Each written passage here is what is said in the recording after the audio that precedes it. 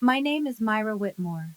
I'm 34 years old, a cardiology resident, and a single mother of 3-year-old twins. 2 months ago, I was lying in an emergency room, bleeding internally after a car accident. My hands were shaking as I dialed my parents' number. I needed someone, anyone, to watch Lily and Lucas for just a few hours while doctors tried to save my life. What I got instead was a text message in our family group chat that read, "You've always been a nuisance and a burden. We have Taylor Swift tickets with Vanessa tonight. Figure it out yourself." So I did. From my hospital bed, I called a nanny service, paid triple the rate, and made a decision that would change everything. I cut them off. Completely. The monthly mortgage payments, the health insurance, the car repairs, everything I'd been quietly paying for the past 8 years, gone. 2 weeks later, there was a knock on my door. Before I tell you who was standing there and what happened next, please take a moment to like and subscribe, but only if you genuinely enjoy this story. Drop a comment and let me know where you're watching from and what time it is there. I love connecting with you all. Now, let me take you back to where it all began. Growing up in the Carver household, I learned early that love came with a ranking system. My older sister Vanessa was the star, always had been. She was 3 years older, effortlessly beautiful, and had this magnetic quality that made our parents light up whenever she walked into a room. When she announced she wanted to pursue fashion design, Mom cried happy tears. Dad called her our little visionary. When I said I wanted to become a doctor, Dad nodded. That's practical. That was it. Practical. I told myself it didn't matter. I buried myself in textbooks, aced every exam, and clawed my way into one of the top medical schools in the country. 4 years of undergrad, 4 years of medical school, 3 years of residency, specializing in cardiology. The day I graduated from medical school should have been one of the proudest moments of my life. My parents arrived 2 hours late. "Sorry, sweetheart," Mom said, not quite meeting my eyes. "Vanessa had an emergency meeting with a potential investor. We had to drop her off first." No flowers, no celebration dinner. Just a quick photo in the parking lot before they rushed off because Vanessa needed emotional support after her meeting. Compare that to Vanessa's first fashion show 3 years earlier. The whole family flew to New York, five-star hotel, front row seats. Dad posted 17 photos on Facebook with captions like, "So proud of our talented girl." I got a parking lot photo and a lukewarm "Congrats, honey." I told myself it made sense. Fashion is competitive. Vanessa needed more support. Medicine is stable. I could handle things on my own. But what I didn't know then was that my parents' favoritism wasn't just emotional. It was financial. And I was the one footing the bill. It started 8 years ago, right after I finished medical school.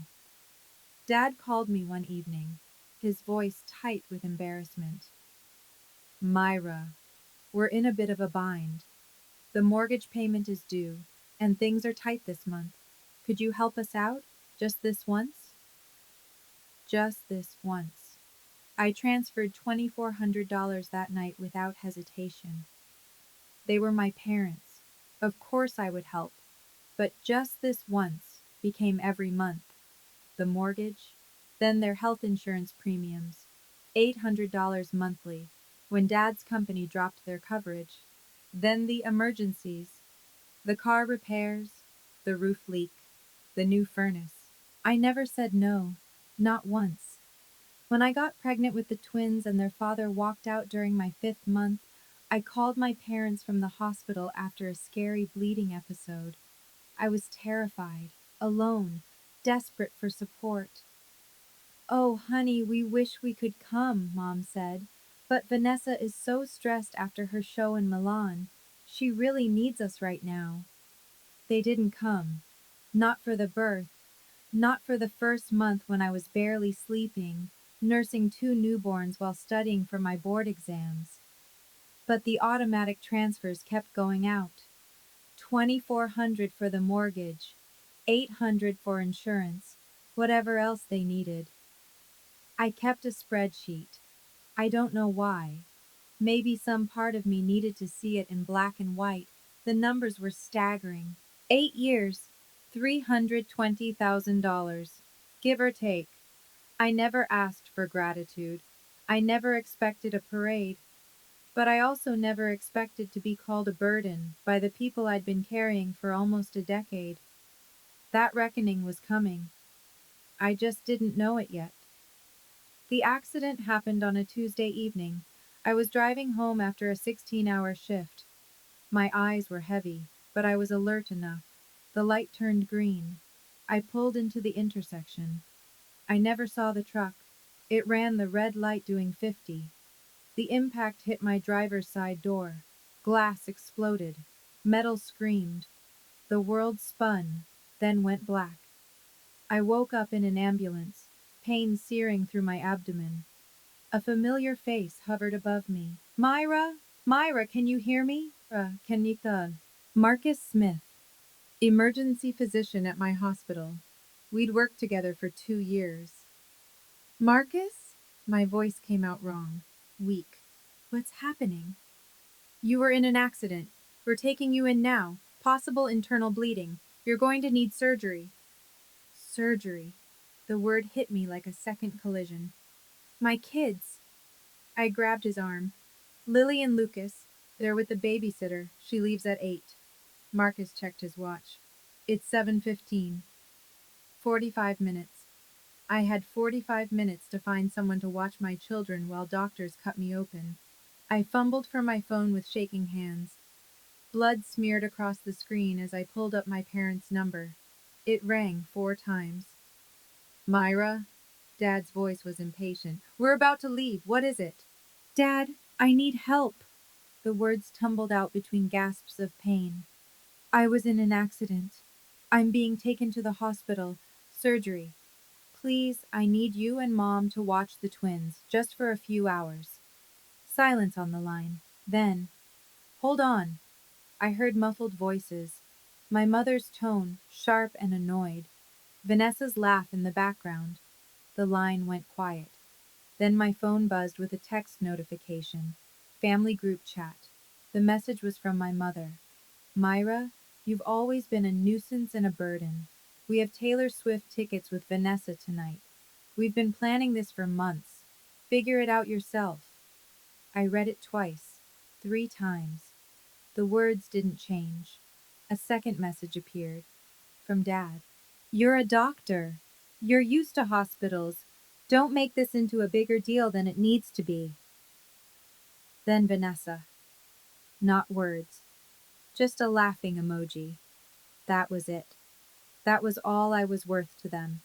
A laughing emoji while I lay bleeding in an ambulance. Marcus was watching me. I didn't realize he could see my screen until he spoke. Myra. His voice was careful. What did they say? I couldn't answer. Something had cracked open inside me, and it wasn't just the internal bleeding. I need a phone, I whispered. A phone with internet. Mine's dying. He handed me his without question. I Googled emergency nanny services, found one with 24-hour availability, called, explained the situation in clipped professional sentences. Yes, I would pay triple the rate. Yes, I would provide the babysitter's contact for handoff instructions. Yes, I authorized payment immediately. It was done in 4 minutes. Marcus was still watching me when I handed back his phone. He didn't say anything. He didn't have to. Can you screenshot those messages? I asked. From my phone, before it dies. He nodded slowly. Yeah, I can do that. I closed my eyes as the ambulance pulled into the hospital bay. The pain was overwhelming now, but it wasn't coming from my abdomen anymore. From that hospital bed, with an IV in my arm and fear in my heart, I made the easiest decision of my life. The surgery took 4 hours. Ruptured spleen, Internal bleeding. Another few minutes and I might not have made it. I spent 5 days in the hospital. 5 days of IV drips, morphine haze, and nurses checking my vitals every few hours. Not one call from my parents. Not one text. Not one visit. The emergency nanny service was expensive, but worth every penny. They coordinated with my regular sitter, kept Lily and Lucas safe and fed, sent me daily photo updates.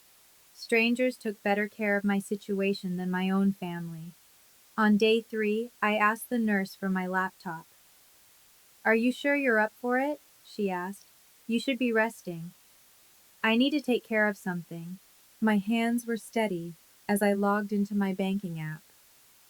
8 years of automatic transfers stared back at me. Regular as clockwork. $2,400 on the 1st of every month. $800 on the 15th. I canceled them all. Then I opened my phone settings. Blocked my father's number. My mother's. Vanessa's. There was no dramatic moment.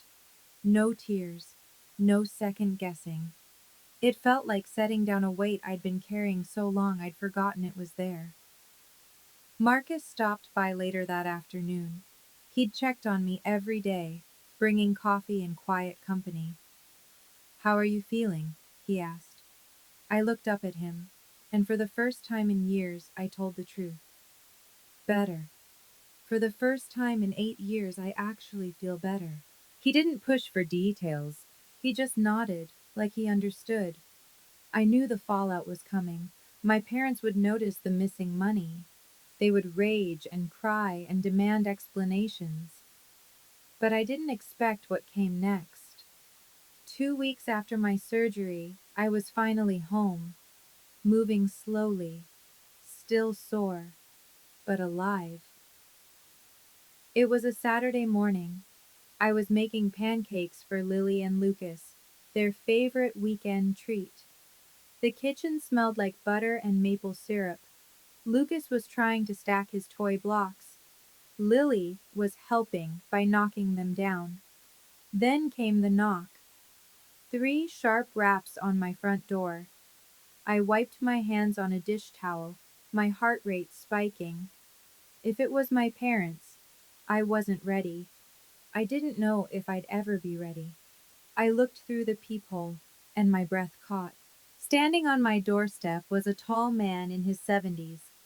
Silver hair, neatly combed, sharp blue eyes that I remembered from childhood. A posture that still carried the authority of 40 years on the federal bench. Grandpa Thomas. I hadn't seen him in almost 3 years. My parents always had excuses for why we couldn't visit. Too busy, too far, too inconvenient. I opened the door, and he pulled me into a hug so tight it made my surgical incision ache. "Myra." His voice was rough. "Let me look at you." He pulled back, his eyes scanning my face, then dropping to where my hand rested protectively over my abdomen. "I know everything," he said quietly. "Eleanor told me." Aunt Eleanor. My mother's younger sister.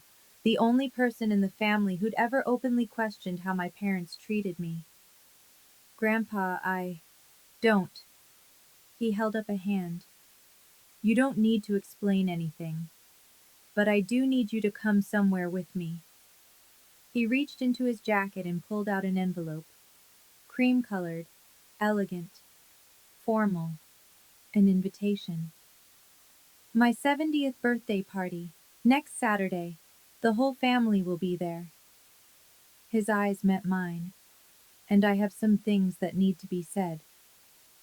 Grandpa Thomas sat at my kitchen table, watching Lily and Lucas with a soft smile. They'd taken to him immediately, showing off their toys, demanding his attention. He gave it freely. "They look just like you did at that age," he said. "Same stubborn chin." I set down 2 cups of coffee and took the seat across from him. "Grandpa, how did you find out? About the accident? About everything?" Eleanor called me the night it happened. He wrapped his hands around the mug. She'd heard through one of your cousins. When she told me what your parents did. He stopped, jaw tightening. I've watched this for years, Myra. The way Helen and Richard treat you versus Vanessa. I'm old, but I'm not blind. I stared at my coffee. I thought maybe I was imagining it, making it bigger than it was. You weren't. His voice carried the weight of a man who'd spent decades separating truth from lies. I was a federal judge for 40 years. I know how to read people. I know what favoritism looks like, what exploitation looks like. He leaned forward. Tell me something. Do you still have records of the money you've sent them? I nodded slowly. Every transfer, 8 years. Good. He sat back. I want you to put together a summary. Every payment, every date, every amount. Why? Because at my birthday party, in front of the entire family, I intend for the truth to come out. His eyes were steel. Not as an attack, not as revenge, simply as facts. And facts, as I learned in 40 years on the bench, have a way of speaking for themselves. My hands trembled around my mug. What if they hate me? The ones who matter won't. He reached across and squeezed my hand. And the ones who do never deserved you. The next 2 weeks were a blur of preparation. I printed every bank statement, every transfer confirmation, 8 years of financial records, organized chronologically, bound in a plain manila folder. Looking at it all together was staggering. Month after month, year after year, a river of money flowing one direction. Aunt Eleanor came over 3 days before the party. She was 55, sharp-tongued, and had always been the black sheep of the family for refusing to pretend everything was fine. She flipped through the folder, her expression darkening with each page. $360,000, she said flatly. Myra, do you understand what this is? I know. This is more than most people make in 7 years of full-time work. She set down the folder. And they called you a burden. I pressed my palms against the kitchen counter. I don't want to destroy the family, Aunt Eleanor. I just want them to see, to acknowledge what I've done. You're not destroying anything. She stood and put her hand on my shoulder. You're just stopping the lie. They built their comfortable life on your silence. You're not obligated to keep giving them that. I nodded, though my stomach churned with anxiety. What if everyone takes their side? Some might. Family is complicated. She shrugged. But your grandfather has a lot of influence. And more importantly, you have the truth. That evening, I got a text from a cousin I barely spoke to. Heard you and your parents had a falling out. Vanessa's been telling everyone you've been acting erratic since your accident. Just wanted to give you a heads up. I stared at the message. They were already spinning the narrative, painting me as unstable, preparing their defense before I even arrived. I hadn't wanted a fight, but it seemed they were bringing one anyway. Grandpa Thomas's house was a colonial estate on 3 acres of manicured land. White columns, wraparound porch, the kind of place that whispered old money and quiet authority. I pulled into the circular driveway, my hands tight on the steering wheel.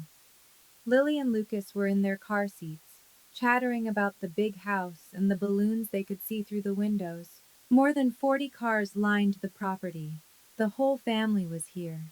I wore a simple navy dress, professional, understated. I wasn't here to make a scene. I was here to tell the truth. The folder was in my bag. Inside, the party was already in full swing. Waiters circulated with champagne. A string quartet played in the corner. Crystal and silver glinted under the chandelier light. I spotted them immediately. My parents stood near the fireplace.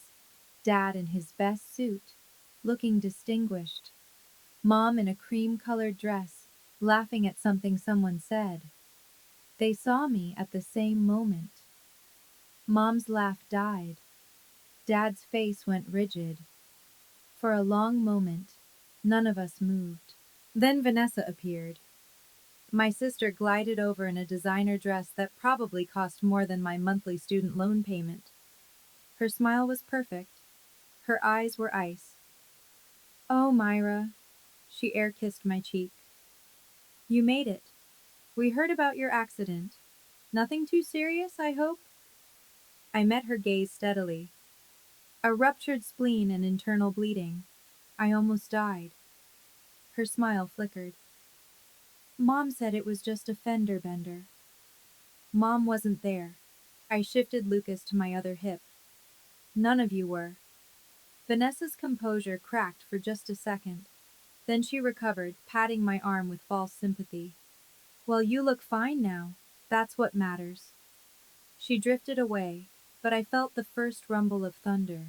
This was only the beginning. The attack came 30 minutes into the party. I was getting fruit punch for the twins when I heard Vanessa's voice, deliberately loud, carrying across the room. "I'm so worried about Myra, honestly." She was talking to a cluster of aunts and cousins near the dessert table. "The accident really affected her. She's been saying the strangest things. Cut off all contact with Mom and Dad for no reason." I kept my back turned, but every word landed like a small knife. Mom joined in, dabbing her eyes with a handkerchief. "We've tried everything. Calls, texts. She won't respond. I think she's having some kind of breakdown." "Poor thing," someone murmured. "She's always been the sensitive one," Vanessa added. "Remember how dramatic she was as a teenager? I think the stress of being a single mom has just been too much." I felt eyes on me, pitying looks, whispered concerns. I said nothing, just handed Lucas his juice cup and smoothed Lily's hair. Aunt Eleanor appeared at my side, her voice low and furious. "They've been laying groundwork all week, calling relatives, planting seeds. They know something's coming, and they're trying to discredit you first." "I know. Are you okay?" I looked across the room at my grandfather. He was watching the scene with an unreadable expression, a glass of whiskey in his hand. He gave me the smallest nod. "I'm fine," I told Eleanor. "Let them talk." The room quieted suddenly. Someone clinked a glass. Grandpa Thomas rose from his chair. At 70, he still commanded attention like the courtroom judge he'd been for 4 decades. Every eye in the room turned to him. "Before we continue with the festivities," he said, his voice carrying effortlessly, "I have a few things I'd like to say." The air changed. This was it. "Okay, I need to pause here for a second. Before Grandpa reveals what he knows, I want to ask you something. Have you ever been in a situation where someone tried to rewrite the truth about you? Where they painted you as the crazy one just because you finally stood up for yourself?" Drop a comment and share your story. Or just type truth if you've been there. And if you're enjoying this, please hit that like button. Trust me, what happens next is worth staying for. Now back to the party. Before Grandpa could continue, my father stepped forward. "Dad, wait." His voice was controlled, but I could see the tension in his jaw. "Before you say anything, there's something the family should know." Grandpa raised an eyebrow. "Richard?" Dad turned to face the room, every inch the concerned parent. "As many of you may have heard, my daughter Myra has been going through a difficult time."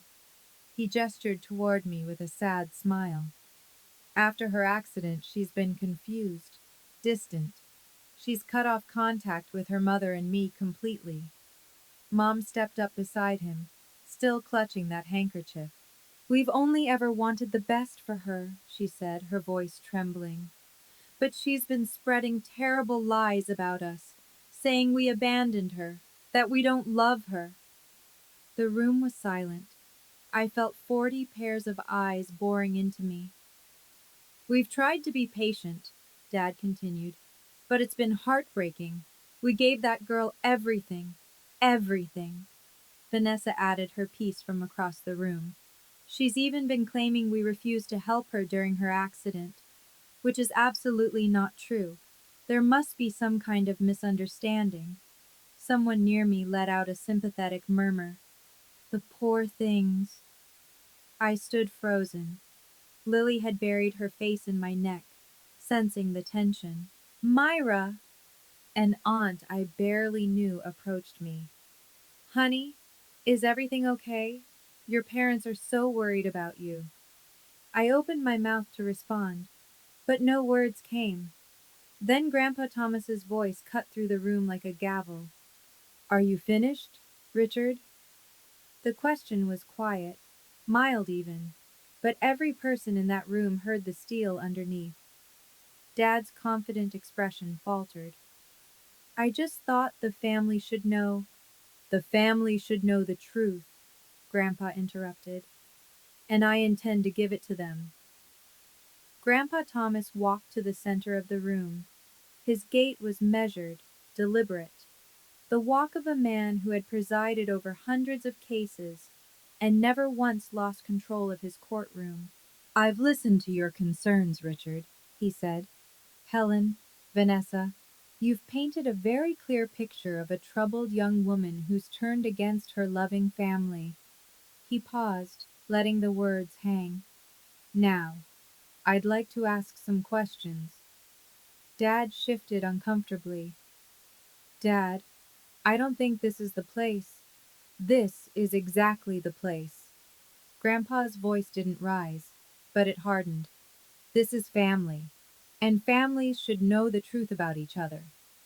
He turned to my father. Richard, a simple question. Who has been paying the mortgage on your house for the past 8 years? The color drained from Dad's face. What? Your mortgage. $2,400 a month. For 8 years. Who's been paying it? We. Dad's eyes darted to Mom. We pay our own mortgage. Do you?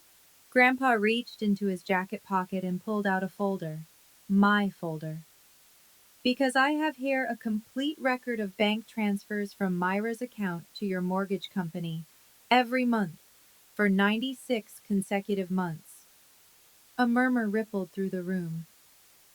That's that's a misunderstanding, Mom stammered. Myra offered. We never asked. I'm not suggesting you held a gun to her head, Grandpa said calmly. I'm simply establishing facts. He opened the folder. Let me share some numbers with the family. I think they'll find them illuminating. Across the room, Vanessa had gone pale. Dad's hands were clenched at his sides. Mom looked like she might faint. And I stood there, holding my children, my heart pounding as the truth finally began to surface. 8 years, Grandpa Thomas read from the folder. Let's break it down. The room was utterly silent. Even the string quartet had stopped playing. Mortgage payments, $230,400. He looked up. That's the house Richard and Helen live in, the house they claim they pay for themselves. Someone gasped. Health insurance premiums, $76,800. When Richard's company dropped their coverage, Myra picked up the bill. He flipped a page. Car repairs, home maintenance, emergency expenses, approximately $45,000. Another page. Cash gifts and financial support for Vanessa's fashion ventures, $12,000. He closed the folder. Total, $364,200, give or take. The silence was deafening. Aunt Eleanor stepped forward. For context, everyone, that's more than most people make in 7 years of full-time work. Myra did this while completing her medical residency and raising infant twins, alone. She offered, Mom's voice cracked. We never forced her. No one said you forced her, Grandpa replied. But I am curious. In 8 years of receiving this support, how many times did you say thank you? No answer. How many times did you visit her in the hospital after her twins were born? Still nothing. How many times did you show up for her? My mother started crying. Not the delicate, sympathetic tears from earlier. Real ugly sobs. We thought she was fine, Dad said, his voice hollow. She never complained. She always managed. She managed, Grandpa repeated. Because she had to. Because you taught her that her needs didn't matter. An uncle near the back shook his head. Jesus, Richard. $360,000? And you called her a burden? Dad flinched like he'd been struck. But Grandpa wasn't finished. There's one more thing the family should hear, Grandpa said. He pulled out his phone, adjusting his reading glasses. 2 months ago, Myra was in a car accident. A serious one. She was bleeding internally and being rushed to emergency surgery. From the ambulance, she called her parents. Her children were home with a babysitter who was about to leave. She needed someone to watch them for a few hours. He paused, looking directly at my parents. This is the text message she received in response. From Helen. I'll read it exactly. He cleared his throat. Myra, you've always been a nuisance and a burden. We have Taylor Swift tickets with Vanessa tonight. Figure it out yourself. The room erupted. Oh my God, someone breathed. That's not. You're taking it out of context, Vanessa said desperately. There is no context, Aunt Eleanor snapped, that makes abandoning your daughter during a medical emergency acceptable. We didn't know it was serious, Dad shouted. Did you ask? Grandpa's voice cut through the chaos. Did you call her back? Did you come to the hospital? Silence. The answer, for those wondering, is no, no, and no. A woman I recognized as a distant cousin stepped away from my parents, her face twisted with disgust. Several others followed. My mother was sobbing uncontrollably now. I didn't mean it like that. I was frustrated. I didn't think. You didn't think your daughter might die, Grandpa finished, because you never thought about her at all. He turned to face the room. I'm not asking anyone to pass judgment. I'm simply presenting facts. What you do with them is your own choice. He looked at me, finally, his eyes soft. Myra, is there anything you'd like to say? I hadn't planned to speak. I'd come here expecting Grandpa to handle everything, to let the facts speak for themselves while I stood silently in vindication. But looking around the room, at my crying mother, my shell-shocked father, my sister's crumbling facade, I realized I had something to say after all. I handed Lucas to Aunt Eleanor and stepped forward. I didn't come here for revenge. My voice was steadier than I expected.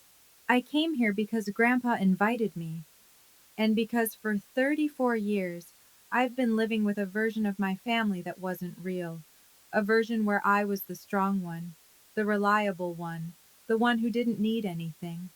I looked at my parents. I believed you.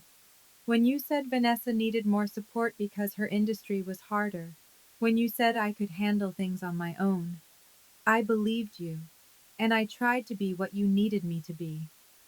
A tear slid down my cheek, but I didn't wipe it away. But that night in the ambulance, bleeding and terrified, I finally understood. I wasn't strong to you.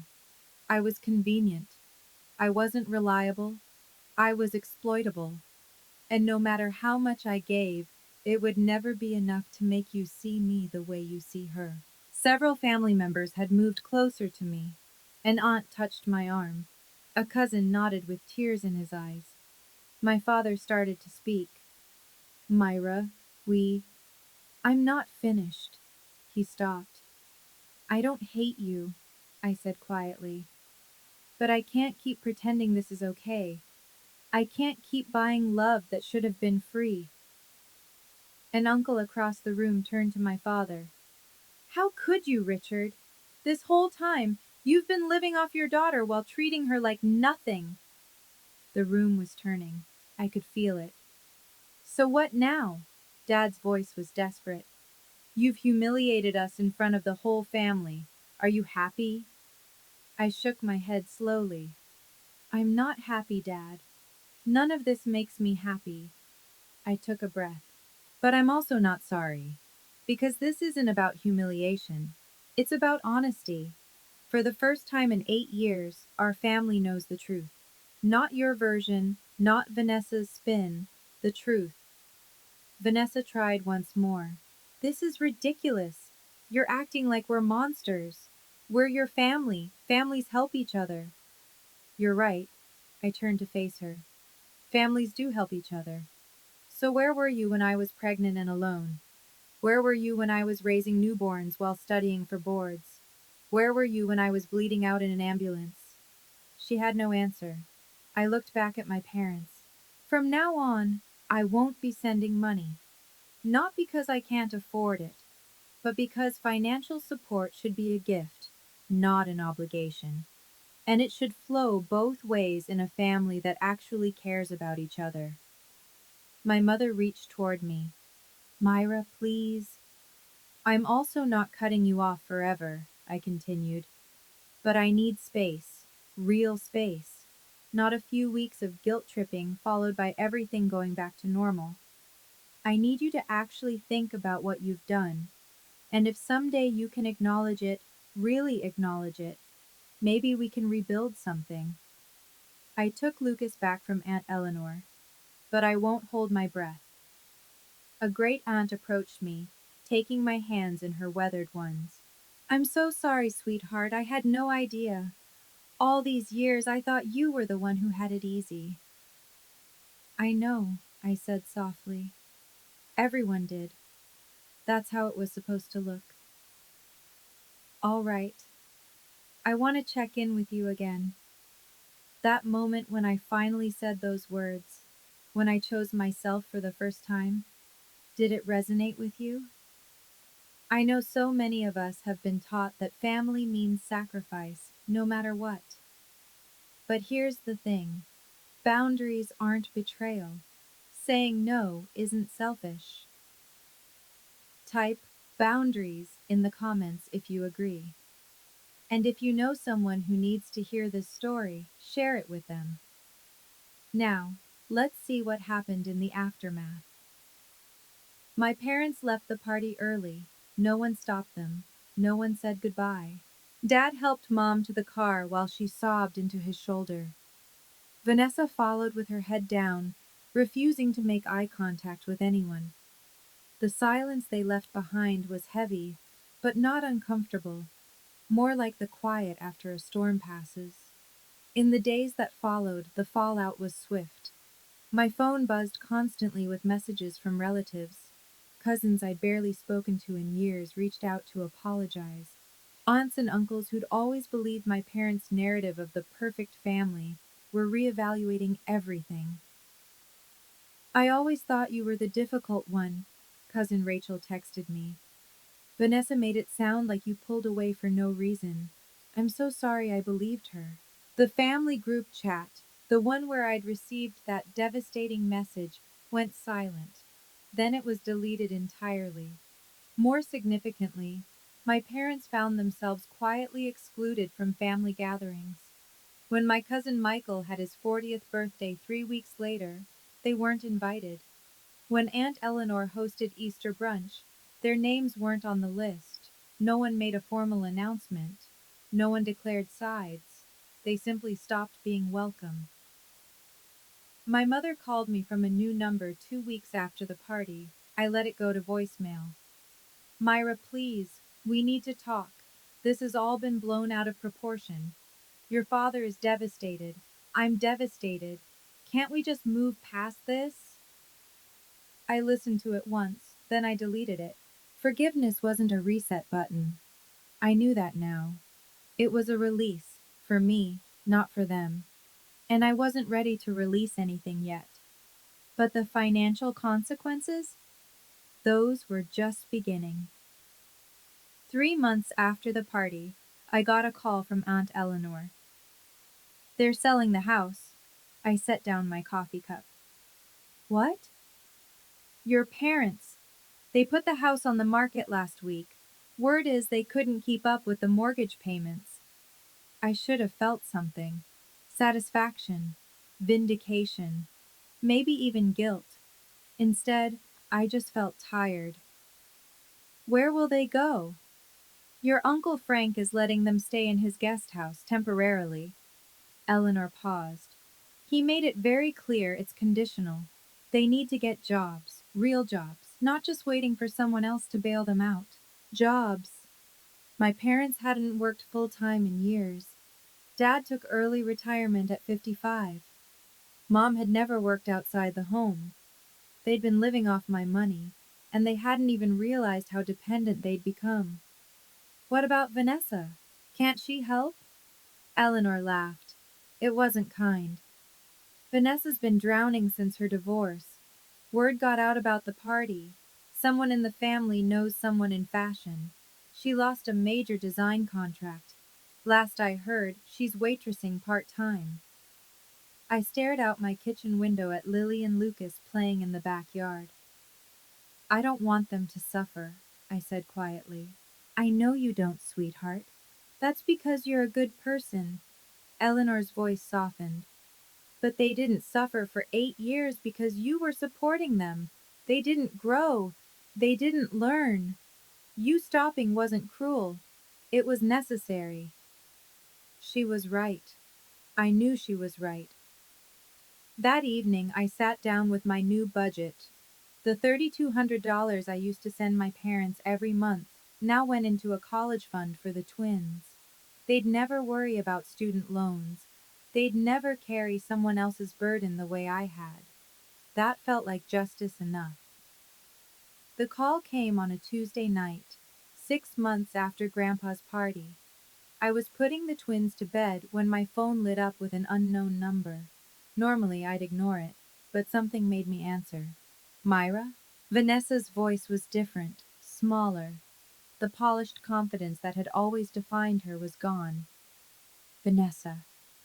Please don't hang up. She took a shaky breath. I know I don't deserve your time, but I need to say something. I sat down on the edge of my bed. I'm listening. I'm sorry. The words came out cracked. I'm so sorry. For everything. For the way I treated you. For the things I said.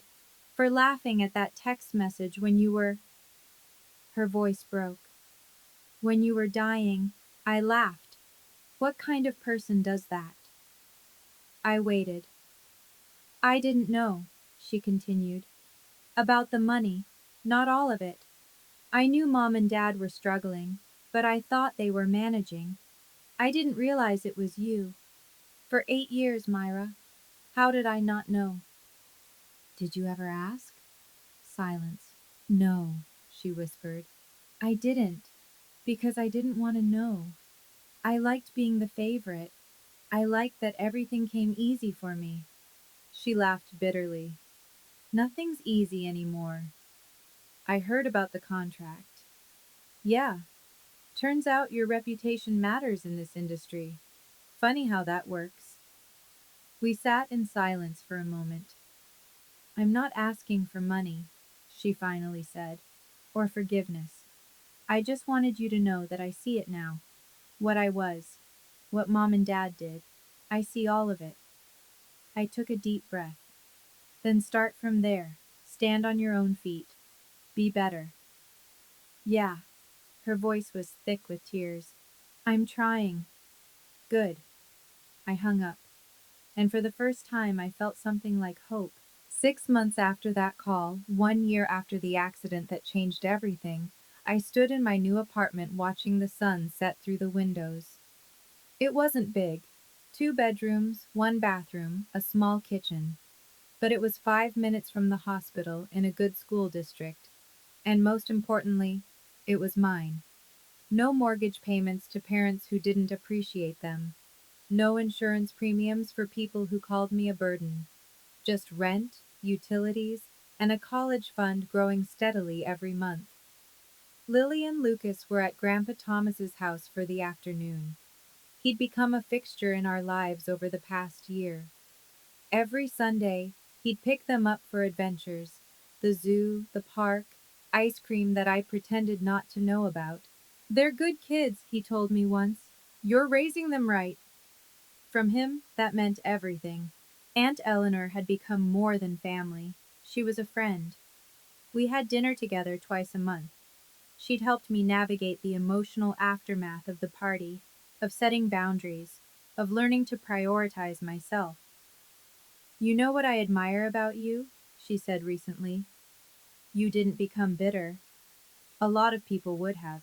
You had every right to. What would be the point? I'd replied. Bitterness is just drinking poison and expecting someone else to get sick. As for my parents, we hadn't spoken directly, but I knew from family whispers that they were still at Uncle Frank's. Dad had gotten a part-time job at a hardware store. Mom was doing bookkeeping for a local church. They weren't thriving, but they were surviving. Some days I wondered if they thought about me, if they missed me, if they regretted anything. But those weren't my questions to answer. I'd spent 34 years carrying their weight. It was finally time to put it down. If you've made it this far, I want to leave you with something. Not advice. I'm not qualified to tell anyone how to live their life, but maybe a reflection. A lesson I learned the hard way. For 34 years, I believed that love was something you could earn. That if I just gave enough, sacrificed enough, asked for nothing in return, eventually the people who were supposed to love me would see my value. I was wrong. Love isn't a transaction. It's not a reward for being useful. And no amount of money, time, or energy can buy something that should have been freely given from the start. The family I have now, Grandpa Thomas, Aunt Eleanor, friends like Marcus who showed up when my own parents wouldn't. They didn't love me because of what I could provide. They loved me because of who I am. That's the difference. And it took almost dying on an operating table to understand it. I don't know what happens next with my parents. Maybe someday they'll truly change. Maybe they'll reach out with genuine remorse, ready to rebuild something real. If that happens, I'll consider it. But I won't wait for it. I won't shape my life around the hope of something that may never come. My life is mine now. My energy, my resources, my love. And if the people who raised you call your self-respect betrayal, then maybe they never deserved your loyalty in the first place. To anyone out there carrying a weight that was never yours to bear, it's okay to put it down. It's okay to choose yourself. You're not selfish. You're not ungrateful. You're not a burden. You're finally free. Thank you so much for staying with me through this story. If it resonated with you, please hit that like button and subscribe. It means the world to me. I want to hear from you. Have you ever had to draw a boundary with family? How did it change your life? Drop your thoughts in the comments. And if you want more stories like this, stories about standing up for yourself and finding your voice, check out the video in the description. I think you'll love it. Until next time, take care of yourself. You deserve it.